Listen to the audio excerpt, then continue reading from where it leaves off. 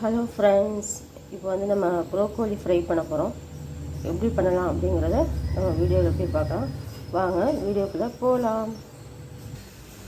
அதுக்கு நம்ம வந்து காலிஃப்ளவர்லாம் தண்ணி கொதிக்க வச்சு போடுவோம் பார்த்தீங்களா, அதே மாதிரி தண்ணி கொதிக்க வச்சுருக்கோம். கொஞ்சம் உப்பு மஞ்சள் தூள் இதில் போட்டுக்கலாம். இதில் வந்து காலிஃப்ளவர் கட் பண்ண பார்த்தீங்களா, அதுக்குள்ளே நம்ம வந்து கட் பண்ணிக்கலாம். தண்ணியும் சத்து தான் இருக்குது, இதெல்லாம் போட்டுக்கோங்க. இது போல் நம்ம கட் பண்ணிக்கலாம். இது போல் கட் பண்ணி நம்ம எடுத்துக்கலாம். லைட்டாக பச்சை தண்ணி போட்டு அலசிப்போம். இதை வந்து மஞ்சள் தண்ணி கொதிக்க வச்சுருக்கோம் பார்த்தீங்களா, அதில் வந்து போட்டுக்கலாம். லைட்டாக ஒரு கொதி வந்ததும் ஆஃப் பண்ணிப்போம். உப்பு அதில் போட்டிருக்கோம். அதுக்கு ஒரு கடாய் வச்சு கொஞ்சமாக எண்ணெய் ஊற்றிக்கலாம். இருக்கலாம்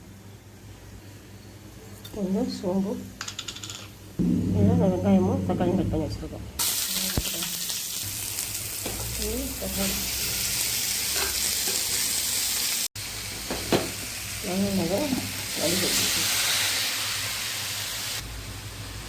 வெங்காயம் இதுக்கு கொஞ்சமாக மிளகுத்தூள் வந்தால் மிளகுத்தூள் போட்டுக்குவாங்க, இல்லைன்னா தனியாக கொஞ்சம் எடுத்துக்குவாங்க.